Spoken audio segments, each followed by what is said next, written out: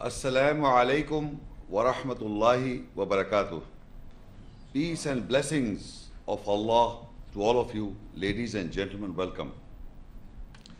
The topic is what Al-Quran says about the vision or the dream of Ibrahim or Abraham, peace be upon him. That's the topic. This concept of Ibrahim vision or Abraham vision or the dream or with his son, in relation with his son, is all to be found in the Bible with a different context. But since it has this similarity, I will be discussing and comparing the biblical understanding of the dream or what Abraham was asked to do so, and as well as what the Quran has to say. I'll be doing a comparison between Bible and Quran. You are going to hear what was the dream that Ibrahim saw, number one. What is the interpretation of the dream as mentioned in the Quran? And then how did Ibrahim fulfill the dream? And you will also hear the family of Ibrahim, peace be upon him. Who was his family? His sons and his wife and so on. And also you will hear what is the religion of Ibrahim, peace be upon him, and who are the enemies of the religion of Ibrahim, peace be upon him. This is the mainstream or the lecture you're going to hear. With the comparison of the Bible, of course, where it is deemed necessary. I have also quoted the reference of the Bible to have a comparative view. Now coming to this word dream, in the world today, as well as in the Quran, this dream, whenever a person sees a dream in his sleep, he sees something in the dream, a narration or an event. Whatever you saw or whatever we see in the dream is not literal in the real life. That can never be. So there are people in science and there are people in the world who are trying to interpret the dreams. Whatever the dream is, you must know the interpretation of the dream. They are in a form or an event or narration, but they are not literal. Whatever you see in the dream is not real in life. Some people may misunderstand. They think whatever we see in the dream, it has to do something in real life. And they take it exactly as it is. So in the Quran, there is no such thing as exactly the same. We require an interpretation, and for that there are at least 5 dreams mentioned in the Quran, 5 dreams.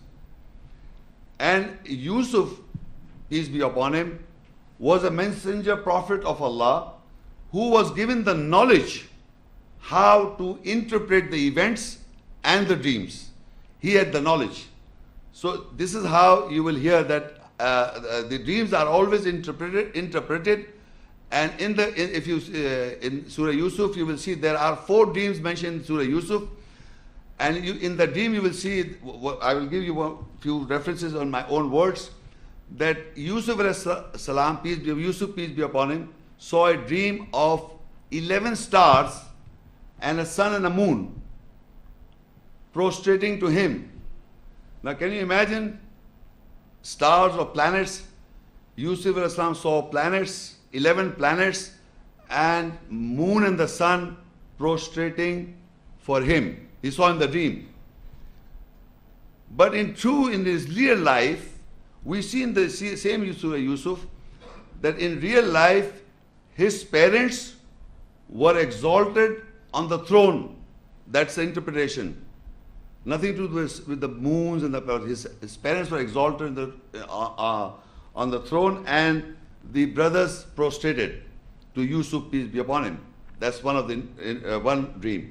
The second, there are 2 dreams of 2 young men. One man narrates a dream to Yusuf, peace be upon him, that some bread is on his head. one man is pressing intoxicants or the wine. He's pressing that. And for that, Yusuf, peace be upon him, told that you will be giving wine to your Lord, or I mean to the king or the Lord. The other man saw that there was a bird, and on the head there's a bird sitting and eating from the bread from his head. So he said, you will be hanged on the cross. That's the interpretation. So then another king saw a dream that there are 7 lean cows eating to the fat cows, 7 fat cows. And then there were 7 years they had to cultivate the land and save it for 7 other dreadful years where they have no food, so they have to eat. This is, what I'm trying to say. There are 5 dreams, 4 I've told you, and one is that one referring to Muhammad, peace be upon him, that he saw in his dream few people were against him, and in real life there are many people who were against him. So Allah showed him little. So what I'm trying to convey here is that dreams have interpretations. Whatever you see in the dream is not real in life. So that is the important factor I want to emphasize. And that Yusuf al-Islam was given the knowledge of the dreams. Now, if coming to the topic, what the Quran says about the vision or the dream of Ibrahim, peace be upon him, first I will read certain attributes given to Ibrahim, peace be upon him. If you go to the first page, in Surah Hud 11, Ayah 75, Halim, forbearing and tolerant, Awwahun, sighing and wailing, 1175, Munib, deputy, and Surah Al Imran 3, Ayah 67, Hanifam, Muslima, true Muslim, Surah Al-Baqarah 2, Ayah 130, Minas Salihin, from the righteous ones or from the correct ones, Surah Nahl 16, Ayah 120, Ummatan Qanita, devout nation, Surah Maryam 19, Ayah 41, Siddiqan Nabiyya, the true prophet, Surah Al-Baqarah 2, Ayah 124, Linnasi Imama, Ibrahim al-Islam is the leader for mankind, Surah Mumtahinna 60, Ayah 4, Uswatun Hasana, the most beautiful pattern to follow, Ibrahim al-Islam, peace be upon him,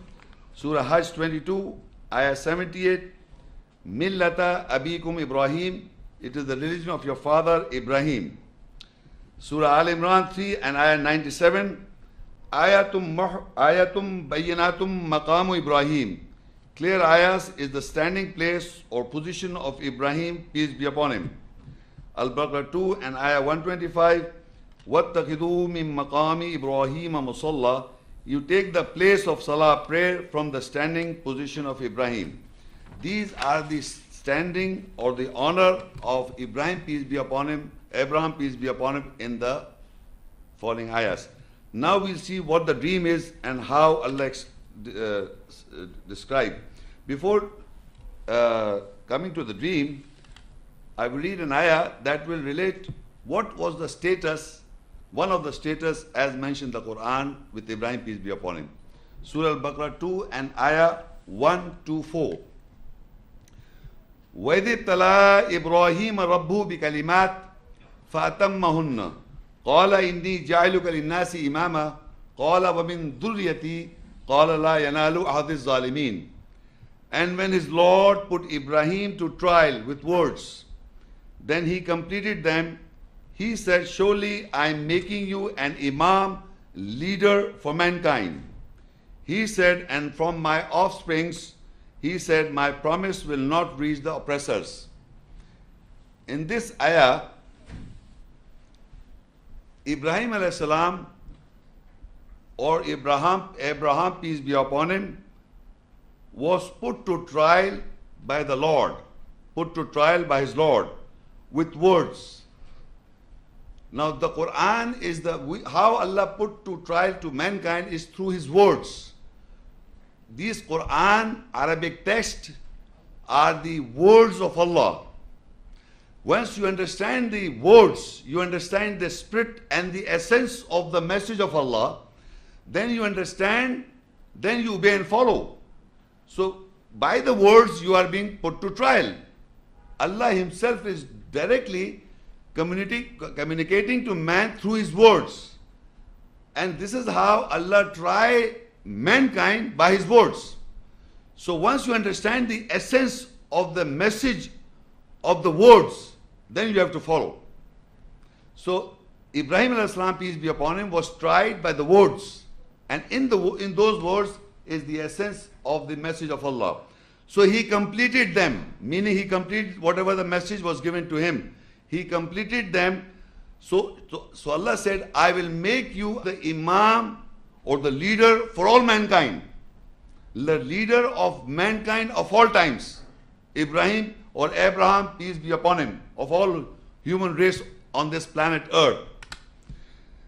So immediately Ibrahim, peace be upon him, asked Allah, Qala wa min dhurriyati. He said, and from my offsprings, Allah said, he said, my promise will not reach the oppressors. So once the status was given to Ibrahim as the Imam or the leader for all mankind, he asked Allah to have the similar status to his offsprings.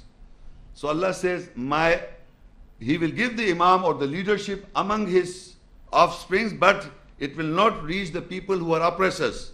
So there are people who are the offsprings of Abraham, peace be upon him, who are oppressors also. And there are people who are followers of Ibrahim alayhi salam. They are true Muslims, submitters. We'll see in the ayahs. So Allah says, my promise will reach among the offsprings of the Ibrahim, peace be upon him, as the leader to those who are followers of Ibrahim, peace be upon him.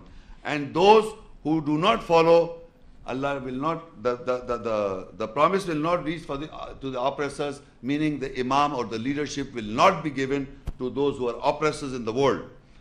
Now, from the moment Ibrahim, peace be upon him, came to know that the Imamat or the leadership is given in his offsprings also, so he says in Surah As-Safat 37, 100 and 101, Rabbi habli minas salihin. O my Lord, grant me from the correct ones. فَبَشَّرْنَاهُ بِغُلَامٍ حَلِيمٍ. So we gave him the good news of a tolerant, forbearing boy.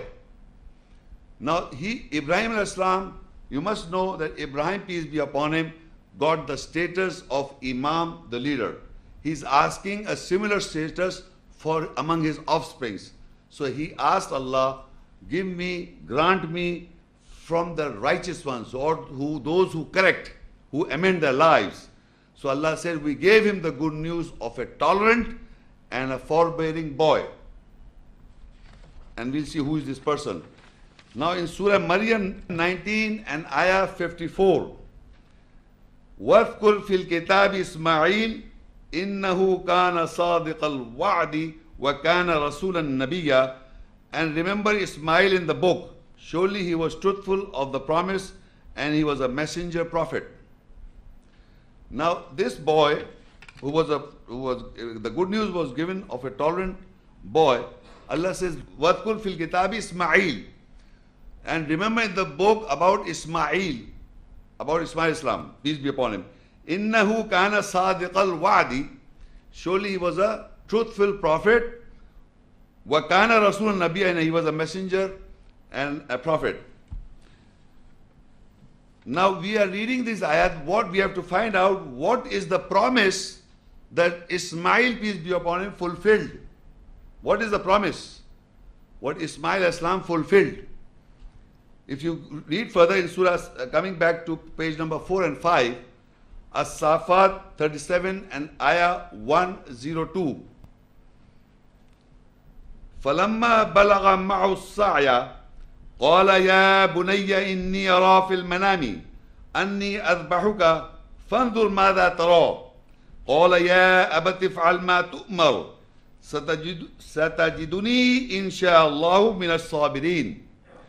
And when he reached to make an effort with him or endeavor with him, he said, O my son, surely I saw in the sleep that I am slaughtering you.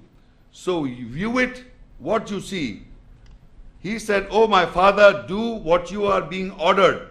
then you will find me, if Allah wills, from those who have patience.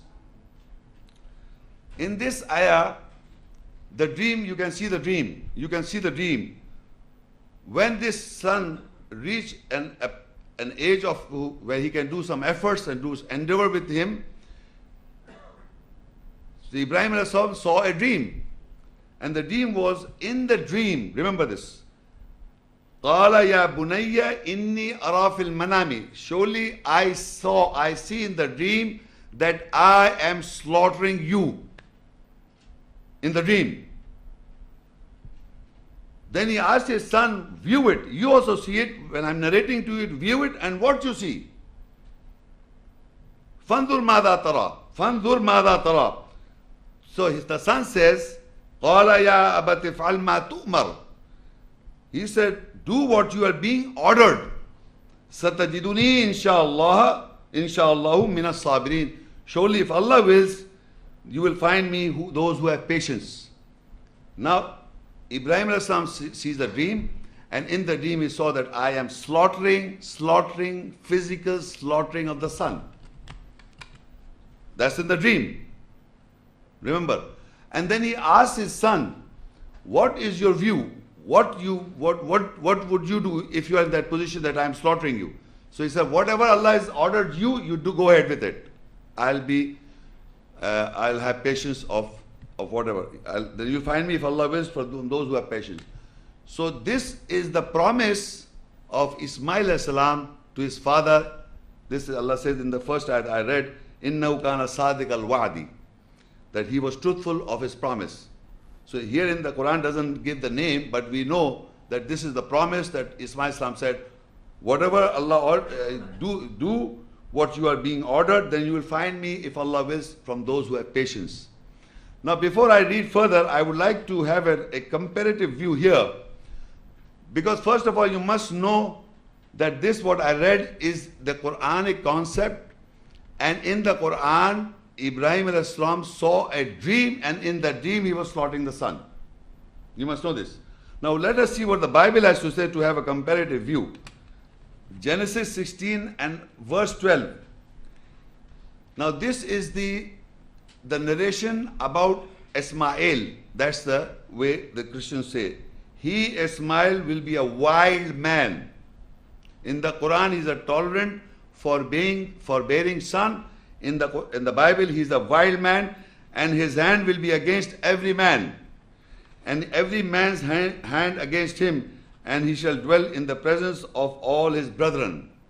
This is the status of the Bible, that he will be a wild man, and his hand will be against every hand, meaning he'll be fighting all over, which the Quran doesn't say a word of like that. So you can choose and pick what the Bible has to say and what the Quran has to say.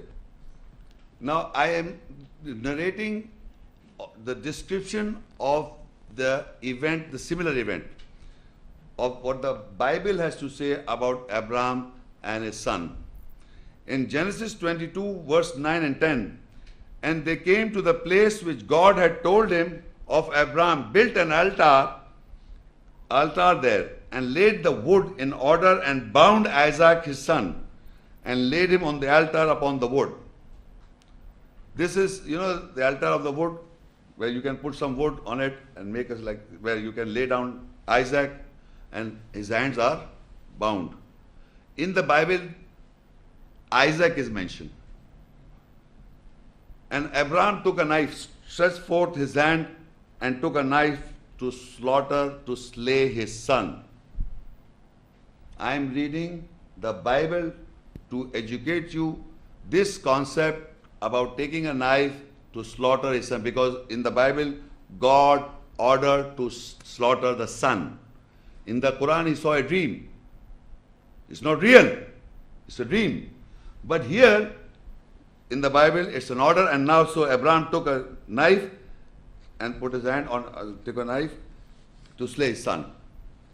So God said, and he said, lay not thine hand upon the lad, neither do anything unto him, for now I know that thou fearest God, seeing you have not withheld thy son, thy only son, from me.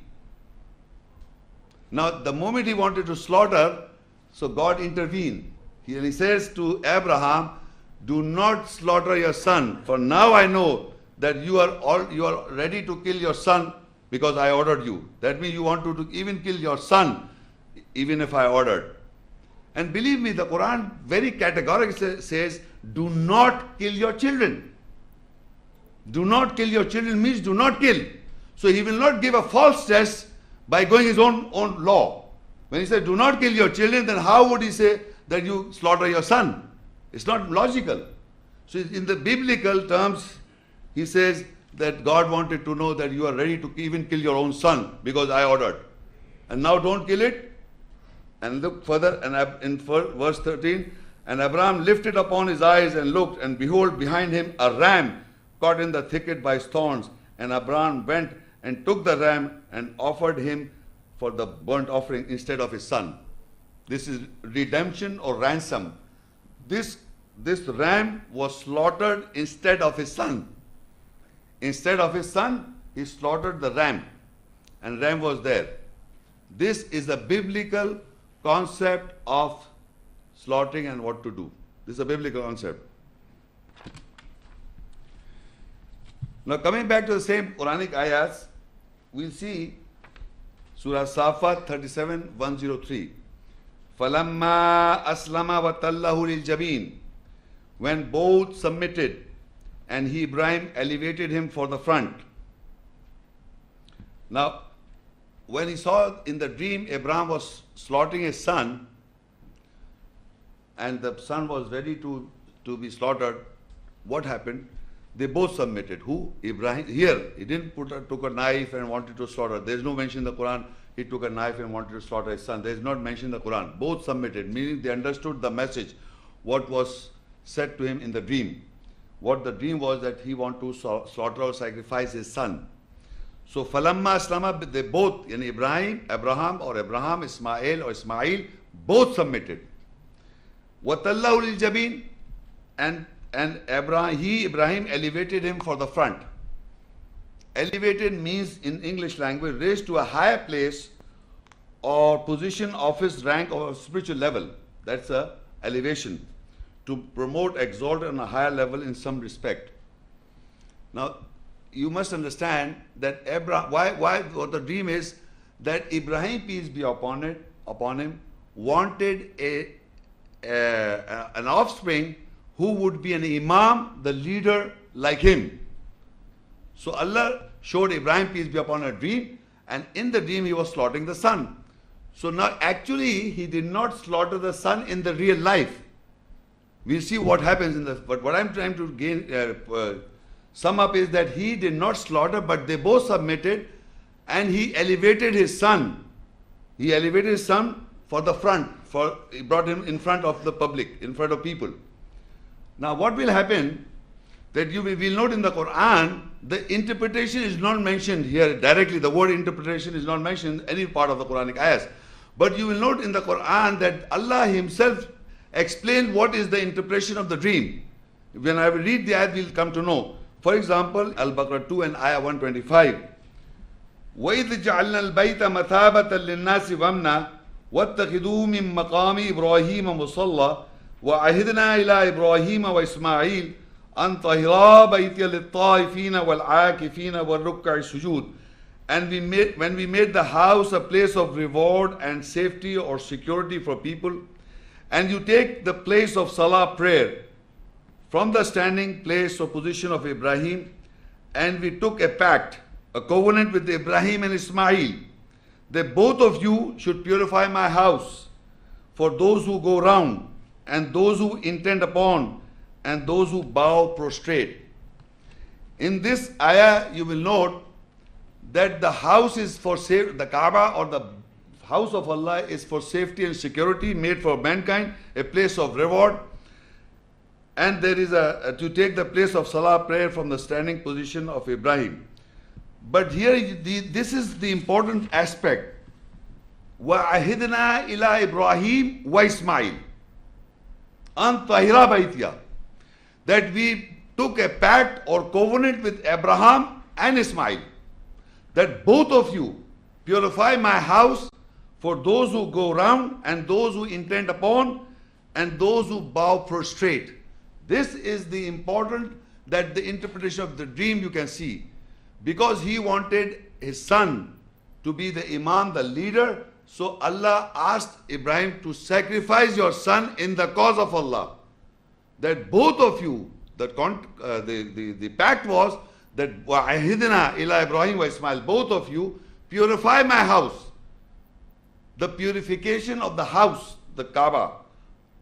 What is the purification of the house for those who are going round, those who are standing, bowing and prostrating, or intent upon itikaf.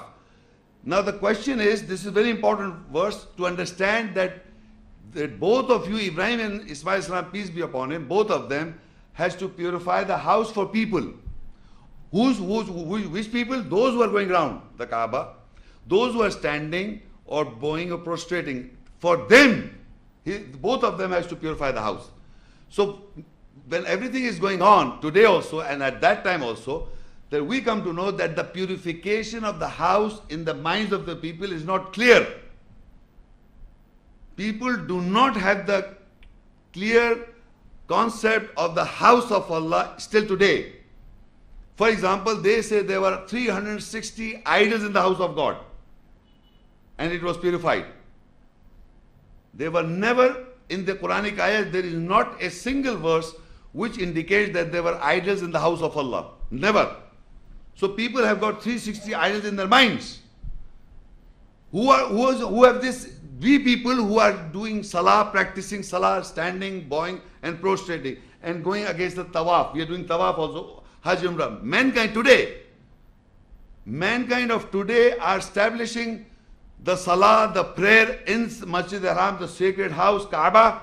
At the same time, they are also performing Hajj and Umrah. But the concept in their mind of house is not purified. They still have got 360 idols in their head, not in the house of Allah. So this is how the purification of the house from that day and still today, Ibrahim alayhi salam and Ismail salam, Allah asked took a pact, a covenant between, that you will purify my house. People have got still concept wrong. Purify my house means for those who are standing, for those who are bowing, for those who are prostrating or intent upon those going round the Kaaba. They are performing all the duties with the wrong concept of the house of Allah. This is how you have to purify my house. So this was the covenant. Now there is a covenant in the Bible as well. I told you I'll be comparing. So in the covenant of this, Genesis 17 and verse 10 and 14, this is my covenant which you shall keep between me and you, and thy seed after thee, every man child among you shall be circumcised. And the uncircumcised man child whose flesh of his foreskin is not circumcised, that soul shall be cut off from his people. He has broken my covenant. This is a biblical concept of man, children, boys should be circumcised. This is mentioned in the Bible. This is a covenant in the Bible. That all male child should be circumcised. So you see, this is very easy. You see, people are not following what Allah is commanding in the Quranic ayahs. They say, we are circumcised, Alhamdulillah, you are a Muslim. What? You have to purify the house of Allah. That's the covenant. That is the pact, which we don't know. We have to purify the house of Allah from those, for those people who are standing, who are bowing, who are prostrating, who are going around the tawaf of Kaaba. That you don't want to do, but you just say, I am circumcised, I am a Muslim, and putting labels on the other people who are non-Muslim. This is a Jewish and a Christian practice. The Orthodox Christians and the Jews are still practicing. This is the biblical law, and they are following the Bible. It's not Quran. Quran has nothing to do with circumcision at all, not Islamic at all. This is a biblical concept. In the Quran, the covenant or the pact is that you have to purify my house for those who are standing, who are bowing, who are prostrating. You have to purify the house for them.